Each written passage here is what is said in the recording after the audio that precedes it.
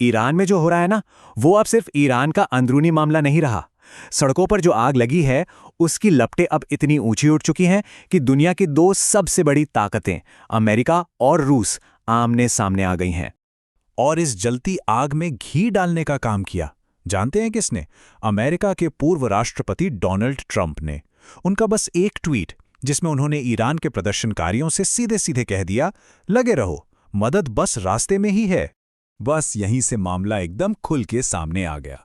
एक तरफ है अमेरिका, जो साफ साफ कह रहा है कि ईरान में सत्ता बदलनी चाहिए, और दूसरी तरफ है रूस, जो सीधी सीधी धमकी दे रहा है कि अगर किसी ने बाहर से दखल दिया तो अंजाम बहुत बुरा होगा, विनाशकारी होगा। तो सवाल यह है कि क्या ईरान इन दो सुपर पावर्स के लिए अगला बैटलफील्ड बनने जा रहा है? तो आज की इस पड़ताल में हम इसी पूरी सिचुएशन को परत दर परत खोलकर देखेंगे।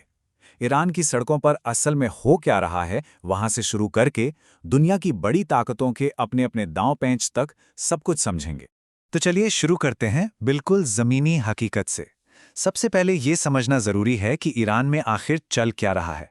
ये जो विरोध प्रदर्शन हो रहे हैं, ये भड़के क्यों?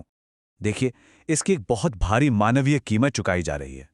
और ये कोई बाहरी आंकड़ा नहीं, खुद ईरानी अधिकारियों ने माना है कि इन प्रदर्शनों में 2000 से ज्यादा लोग मारे जा चुके हैं। सोचिए, 2000। और ये तो वो आंकड़ा है जो ऑफिशियल है, जो बाहर आ पाया है। इंटरनेट पर पाबंदी है, तो असली तस्वीर तो इससे कहीं ज्यादा डरावनी हो सकती। अब ये भी समझना बड़ा दिलचस्प है कि ये सब शुरू कहां से हुआ। मतलब जो विरोध प्रदर्शन सिर्फ नौकरी और महंगाई जैसे आर्थिक मुद्दों पर शुरू हुए थे, वो देखते ही देखते इतना कैसे बदल गए कि अब वो सीधे सीधे सरकार और यहां तक कि सुप्रीम लीडर के खिलाफ एक खुली चुनौती बन गए हैं। और यहीं पे इस कहानी के दो बिल्कुल अलग अलग पहलू सामने आते हैं। सिक्के के एक तरफ है ईरानी सरकार, जो कह रही है कि ये सब पश्चिमी देशों की साजिश है और इसी बहाने वो अपनी सख्ती को सही ठहरा रही है। और सिक्के के दूसरी तरफ हैं प्रदर्शनकारी, जिनका कहना है कि ये सालों से चले आ रहे सरकारी जुल्म और बर्बाद होती अर्थव्यवस्था का नतीजा है। तो ये तो हुई ईरान के अंदर की बात।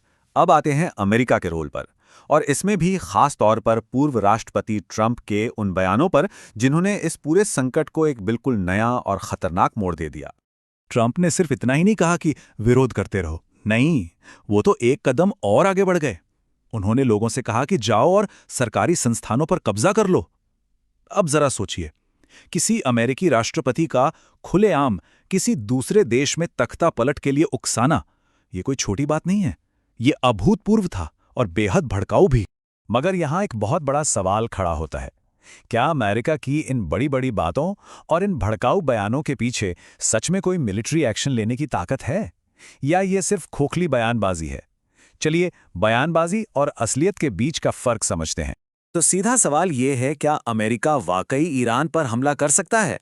देखिए, कहने को तो कुछ भी कहा जा सकता है, लेकिन ज्यादातर एक्सपर्ट्स का यही मानना है कि जमीनी हकीकत बिल्कुल अलग है और अमेरिका के हाथ एक तरह से बंधे हुए हैं। इसके पीछे कई बड़ी वजह हैं। पहली तो ये कि ईरान के पास हमला करने के लिए अमेरिका का कोई भी एयरक्राफ्ट कैरियर ग्रुप तैयार नहीं है। उसे वहां तक पहुंचने में ही हफ्तों लग जाएंगे। दूसरी बात, हमले के लिए कतर और यूएई जैसे पड़ोसी देशों की जरूरत पड़ेगी, और वो इस पचड़े में पड़ना ही नहीं चाहते। तीसरी और बहुत अहम बात, ईरान की अपनी मिलिट्री पावर, उसकी मिसाइलें, उसके ड्रोन, उन्हें हल्के में नहीं लिया जा सकता। और आखिर में ईरान का ज्योग्राफी, मतलब उसका पहाड़ी इलाका, वहां हवाई हमले करना बहुत मुश्किल है और इसमें आम लोगों के मारे जाने का खतरा बहुत ज्यादा है। ठीक है, तो ये तो हो गई अमेरिका की बात। अब आते हैं इस खेल के दूसरे बड़े खिलाड़ी पर, यानी रूस। आखिर मॉस्को इस मामले में इतना खुलकर सामने क्यों आ रहा है? उसकी रेड लाइन, उसकी लक्ष्मण रेखा क्या है? देखिए, रूस के लिए ना ये एक जानी पहचानी स्क्रिप्ट है। उसे लगता है कि अमेरिका जब भी कहीं प्रदर्शनों का समर्थन करता है, तो वो असल में मिलिट्री एक्शन की तैयारी होती है। इराक, लीबिया, सीरिया, ये सारे उदाहरण उसके सामने हैं। और रूस बिल्कुल नहीं चाहता कि ईरान इस लिस्ट में अगला नाम हो। क्यों? क्योंकि ईरान का जो मौजूदा शासन है, वो मॉस्को के लिए एक बहुत बहुत ज़रूरी स्ट्रेटेजिक पार्टनर है। वो पश्चिम के खिलाफ एक ढाल का काम करता है। वो रूस को ज़रूरी मिलिट्री हथियार देता है, और सबसे बड़ी बात, मिडिल ईस्ट में अमेरिका को बैलेंस करने के लिए रूस को ईरान का साथ चाहिए ही चाहिए। तो एक तरफ अमेरिका, दूसरी तरफ रूस, और इन सब के बीच में पिस कौन रहा है? ईरान के आम लोग। वो एक ऐसे भविष्य की तरफ देख रहे हैं जो बहुत खतरनाक और अनिश्चित है।